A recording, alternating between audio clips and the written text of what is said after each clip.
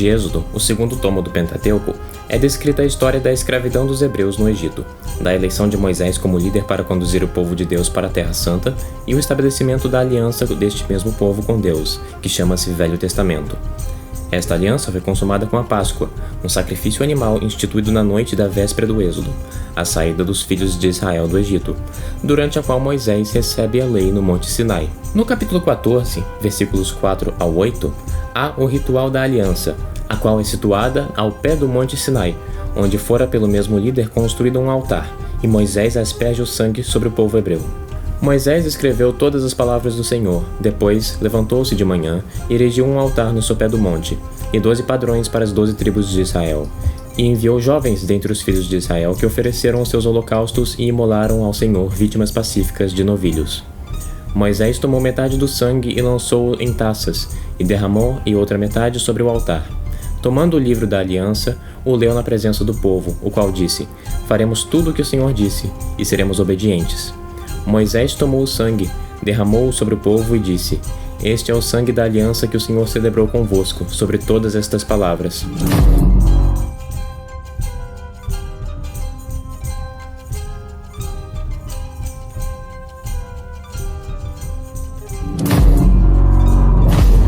Em Levítico capítulo 17, versículos 10 ao 11, Deus explica a realidade invisível do sangue e a significância da proibição de bebê-lo. Qualquer homem da casa de Israel, ou dentre os estrangeiros que peregrinam entre eles, se comer sangue, voltarei meu rosto contra ele, e exterminá-lo-ei do meio do seu povo, porque a vida da carne está no sangue, e eu dei-o a vós, para que com ele façais expiações sobre os altares, pelas vossas almas. O sangue expia, por ser vida. Então, de uma forma como o precedente da antiga aliança, o preciosíssimo sangue derramado de Jesus é o que eficazmente faz expiação pelo pecado. Não porque Deus Pai é um Deus sanguinário, na conotação negativa, um Deus que pede sangue e morte, desejando castigar o Filho com o rigor merecido pelo povo, mas pela própria natureza de ser o sangue de Deus derramado. É sem dúvida que os sacrifícios levíticos eram uma prefiguração do plano salvífico de Cristo. Mas o Pai não impõe sobre o Filho, pois Jesus disse: "Eu e o Pai somos um." São João capítulo 10, versículo 30. Logo, ambos, enquanto Deus, têm a mesma vontade divina. Jesus, como homem, tem também a vontade humana, conformada à divina. A essencial e sutil diferença, no final das contas, entre o sacrifício e castigo, é que o caráter da inocente vítima supera os pecados daqueles que estão sendo remissos. Muitos protestantes e uns católicos interpretam errado a fala de São Paulo, na segunda epístola aos Coríntios, no capítulo 5, último versículo 21, em que o apóstolo fala do seguinte de Jesus: "Aquele que não tinha conhecido o pecado, Deus o fez pecado por nós, para que nos tornássemos nele justiça de Deus." Aqui é dito que Deus fez Jesus pecado. Isto é mal interpretado a significar que Jesus foi tratado por Deus como o maior pecador. Ocorre que esta palavra grega pecado, hamartian, tem duplo significado, e além do sentido usual, pode significar oferenda pelo pecado, em que, no sentido judaico, esta palavra, em omissão da palavra oferenda e oblação, já era entendida em sacrifício, sem isto ser dito. As traduções para as outras línguas adicionam essas palavras complementares, a fim de fazer maior sentido. É esse o caso com Hebreus capítulo 10, versículo 6. "Os holocaustos e os sacrifícios pelo pecado não te agradaram." Em grego é a tradução literal: "Os holocaustos e pecado não te agradaram." Estabelecido isto, faz sentido que Jesus não tenha virado pecado, mas oblação pelo pecado. Como já foi dito, o Pai ama o Filho pela paixão. Se o Pai me ama, é porque dou a minha vida para outra vez a assumir. Assim, as últimas palavras de Jesus na cruz são: "Pai, nas tuas mãos encomendo o meu espírito." O que faz sentido da frase do "por que me abandonaste?", dado que Jesus aqui está citando o início do Salmo 22, o qual termina com consolação divina, e não desamparo. Isto se dá no contexto de que citar o começo de um salmo era tido como uma maneira de citar o salmo inteiro. Para protestantes, a cruz é maldição, em todos os sentidos. Abusam eles de Gálatas capítulo 3, versículo 13, em que diz São Paulo: "Cristo remiu-nos da maldição da lei, fazendo-se por nós maldição, pois está escrito: maldito todo aquele que é suspenso no madeiro." Acaso serão que protestantes acharão que Jesus é maldito? Outra vez, blasfemos. A maldição da lei é como que a pena de quebrar a lei de Deus. Jesus entra num sinal visível de maldição do pecado, isto é, ele entra, não forçado pelo Pai, mas dá-se voluntariamente. É amplamente óbvio que Deus, em Deuteronômio, Ao falar de sepultar condenados à morte no mesmo dia e tirá-los do patíbulo, não está excluindo a possibilidade de um inocente ser entregue à execução. Na passagem de Deuteronômio, presume-se que o pendurado seja culpado do crime e, portanto, seja considerado maldito na forma da morte. Assim, conclui-se que esse gênero de morte é de uma forma maldita, não que todos quem assim padecem o são. Seria São Dimas e São Pedro e todos os inúmeros mártires cristãos que morreram crucificados malditos também? Ou é só Jesus que é maldito? Pior ainda, Jesus assume a condição humana, que é mortal por causa do pecado original, embora ele mesmo não o tenha, e morre uma morte infame. Assim, a linguagem de Paulo, de que Jesus fez-se maldição, não é literal, porque seria blasfêmia se fosse. Até protestantes concordariam nisto. Portanto, Jesus morreu na aparição de maldição, não em maldição. Mas contextualmente, São Paulo está contrastando a lei e a sua observância com a justificação pela fé e graça. Em Gálatas capítulo 3, versículo 10 ao 12, o apóstolo escreveu: "Todos os que se apoiam nas práticas legais estão sob um regime de maldição, pois está escrito: Maldito aquele que não cumpre todas as prescrições do livro da lei. Que ninguém é justificado pela lei perante Deus é evidente, porque o justo viverá pela fé. Ora, a lei não provém da fé, e sim do cumprimento. Quem observar estes preceitos viverá por eles." Ou seja, o homem pode tentar justificar-se pela lei, mas vai inevitavelmente falhar sem a graça e a fé, e incorrerá em maldição. Faz sentido que, logo, quando Paulo fala de fé, com certeza ele não diz no sentido moderno de acreditar e assentir as verdades reveladas, mas significa sinônimo da graça, confiança na graça. A aparência de maldição lembra de Jó, quem, apesar de sofrer tanto em provação divina, ele era justo. Havia na terra de Uz um homem chamado Jó. Era homem íntegro e reto, que temia a Deus e mantinha-se afastado do mal. Jó aparentou-se como um amaldiçoado, aflito com a doença igual à lepra, tal que seus conhecidos cogitaram que Jó tivesse cometido algum pecado, para Deus estar lhe castigando. Mas a revelação é bem clara: Deus não puniu Jó, mas desencadeou Satanás por um tempo para tentá-lo. Ou seja, encontra-se esse aspecto de Deus permitir esse mal a acontecer com os justos, não que Deus está punindo o justo, o que seria injusto. É aconselhável não ler Gálatas capítulo 3, versículo 15 literalmente, visto que Judas Iscariotes também morreu uma morte maldita pendurado numa árvore, mas Jesus ressuscitou dos mortos e Judas não. Judas portou o próprio pecado ao morrer, enquanto Jesus é inocente e expiou-os imaculadamente, sem imputação. Assim, a expiação depende do caráter da vítima. O versículo de Gálatas não menciona qualquer imputação, e nem que o Pai o fez com Jesus, e sim que Jesus o fez voluntariamente. Em Efésios capítulo 5, versículo 2, está escrito que o sacrifício de Cristo é agradabilíssimo a Deus. Andai no amor, a exemplo de Cristo, que nos amou e se entregou a si mesmo por nós, a Deus, como oferenda e sacrifício de suave odor. Este vocabulário tem precedentes. Em Gênesis capítulo 8, versículos 20 ao 21, Noé faz um sacrifício descrito de símil modo, o suave odor.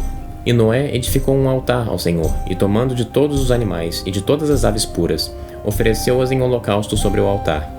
E com isto recebeu o Senhor um suave odor, e disse em seu coração: Não amaldiçoarei mais a terra por causa dos homens, porque os sentidos e os pensamentos do coração do homem são inclinados para o mal, desde a sua mocidade. Não tornarei, pois, a ferir todos os seres vivos como fiz. O Pai não torna sua face para longe do Filho, porém tira agrado, não de que Jesus foi imolado, mas porque ele se dispôs a oferecer-se em nobre sacrifício. É, portanto, o sacrifício que agrada ao Pai, e não o pecado dos homens que crucificaram Cristo. Um aspecto que protestantes ignoram é que várias pessoas reais de carne, osso e alma tiveram que pecar mortalmente, sobretudo Judas, o Sinédrio e Caifás, Pôncio Pilatos, soldados judeus e romanos, quem, descrendo, tramaram contra, agrediram e ultrajaram Jesus. Pecaram. Mas se Deus Pai quis castigar Jesus no lugar dos homens, será que Deus predestinou a morte na cruz, ou fora isto só um detalhe? É provável que Deus o quis assim, dado que, no contrário, Deus poderia ter simplesmente provocado pragas, pestes, desastres naturais, etc. contra Jesus, sem mãos humanas envolvidas, como no caso de Jó. Mas se Deus quis a crucificação, indo além de permitir a dor com conhecimento prévio, para punir Jesus, Deus Pai, além de ser um assassino, seria a causa eficiente dos piores pecados já cometidos na história da humanidade, que são contra o seu próprio Filho. No sacrifício de Cristo, há o mal dos ultrajes e as blasfêmias contra Jesus, e o bem do sacrifício dele. Deus, na onisciência, previu que iriam querer matar Jesus e se encarnou com tal propósito, mas o Pai não fez Judas entregar Jesus, Pôncio Pilatos entregá-lo à vontade dos judeus e etc. Deus, com a cruz, tem a sua suma vitória contra o mal, porque Deus é chefe de tirar o bem do mal, para a sua maior glória, refutando o suposto problema do mal que muitos ateus levantam contra os cristãos, para serem absolutamente humilhados pelo Jesus crucificado. Mas nada disto seria verdade com a expiação penal substitutiva, já que a cruz não seria Deus extraindo um bem maior do pior mal possível. A cruz, segundo a heresia de Calvino, não deveria ser olhada com santas lágrimas, mas seria para ele um ato de justiça divina contra o próprio Jesus. Que todos percebam a blasfêmia embutida nisso. Está escrito em 1 Samuel capítulo 15, versículo 22. Samuel disse: Porventura quer o Senhor holocaustos e vítimas, e não quer antes que se obedeça a sua voz? A obediência vale mais que as vítimas, a docilidade vale mais que a gordura dos carneiros. Reforça-se aqui o papel da obediência de Cristo no sacrifício. Neste senso, o protestantismo blasfema Deus Pai também, tendo-o por um Deus violento e sanguinário, e blasfema Jesus, sugerindo que ele tenha sido punido como nós merecemos. Mas por que os protestantes inventam isto, então, já que é tão blasfemo? Ora, como já foi dito, é para poderem dizer: Jesus já pagou todo o preço, inteiro. Logo não preciso de obras, não preciso de penitência, não preciso de sacramentos, de nada.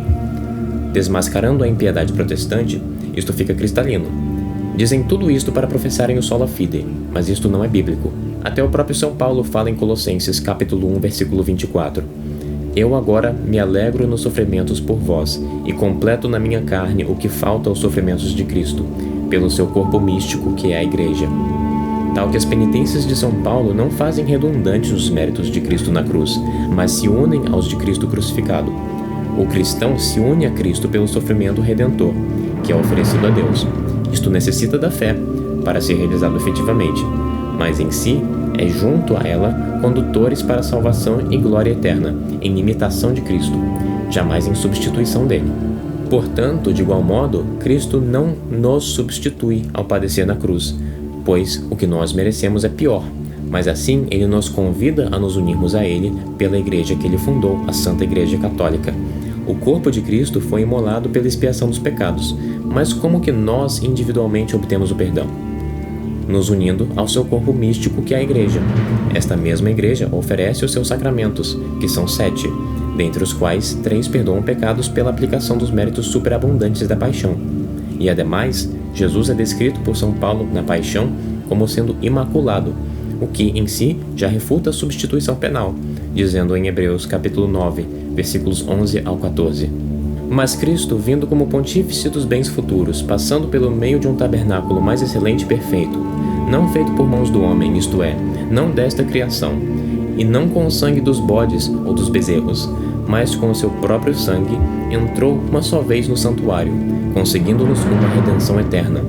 Com efeito, se o sangue dos bodes e dos touros, e a cinza de uma novilha, aspergindo os impuros, os santificam e lhes dão a pureza da carne, quanto mais o sangue de Cristo, que pelo Espírito Eterno se ofereceu a si mesmo, sem mácula a Deus, purificará a nossa consciência das obras de morte para servir a Deus vivo. Ao entender a expiação no altar da cruz como um sacrifício, flui toda a gnose da salvação, porque enquanto uma expiação penal é substitutiva, o sacrifício é compensativo. Segundo a expiação penal substitutiva, Jesus teria sido oferecido com mácula, com toda a mácula do mundo, blasfêmia. Em suma, Cristo é o Cordeiro de Deus, puro e imaculado. Purificai-vos do velho fermento, para que sejais uma nova massa, assim como sois ázimos. Portanto, Cristo, nosso Cordeiro Pascal, foi imolado. 1 Coríntios capítulo 5, versículo 7. E que, como Cordeiro, ele é sem mancha nem defeito deveras. Sabendo que fostes resgatados da nossa vã maneira de viver, recebido de vossos pais, não a preço de coisas corruptíveis, de prata ou de ouro, mas pelo precioso sangue de Cristo, o Cordeiro sem defeito e sem mancha. Deus, em perfeito paralelo, descreve aos hebreus o Cordeiro de modo igual. Ora, o Cordeiro será sem defeito, macho, de 1 ano. Em lugar do Cordeiro, podeis tomar nas mesmas condições um cabrito. Vós o guardareis até o dia 14 deste mês, e toda a multidão dos filhos de Israel o imolará à tarde. Êxodo capítulo 12, versículos 5 ao 6. É evidente também que Jesus foi crucificado à tarde. Jesus é o Cordeiro Pascal. Tomarão do seu sangue, poluão sobre as duas ombreiras e sobre a verga das portas da casa em que eles o hão de comer. Nessa mesma noite comerão as carnes do cordeiro assadas no fogo com pães ázimos e ervas amargas. Não comereis dele nada cru, nem cozido em água, mas somente assado ao fogo, com a cabeça, os pés e as entranhas. Êxodo capítulo 12, versículos 5 ao 9. Estranhamente, tudo fizeram sentido em paralelo, até ao escândalo dos protestantes, haver de falar de comer carne daquele que é sacrificado, comer a carne do cordeiro.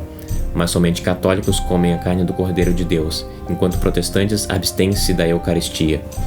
De fato, a Santa Missa, como um sacrifício expiatório e propiciatório, seria derrubada com a heresia de substituição penal, porque, segundo esta, Cristo pagou exatamente, não mais nem menos, a dívida do mundo, pois se a humanidade devesse 1.492.733 infernos de pecado, se a pena pudesse ser quantificada, então deveras seria correto dizer que Cristo poderia ter sofrido menos ou mais, dependendo da soma total do pecado.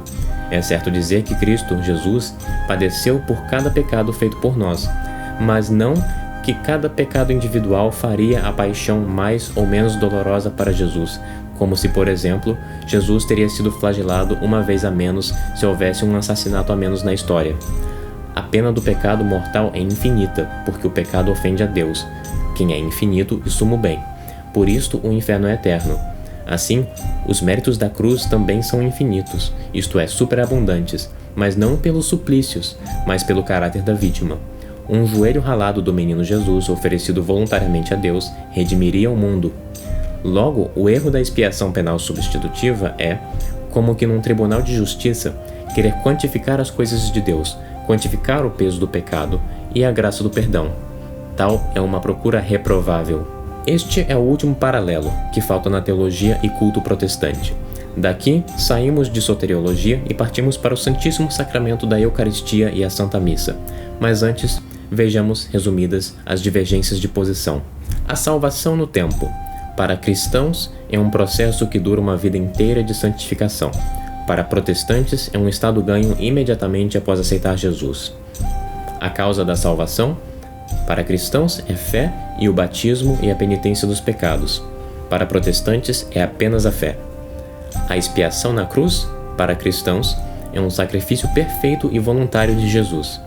Para protestantes, é um castigo divino do Pai contra Jesus, imputado com pecado. Recomendo que façam uma longa pausa e muitos jejuns, porque o tópico agora será o Santíssimo Sacramento da Eucaristia.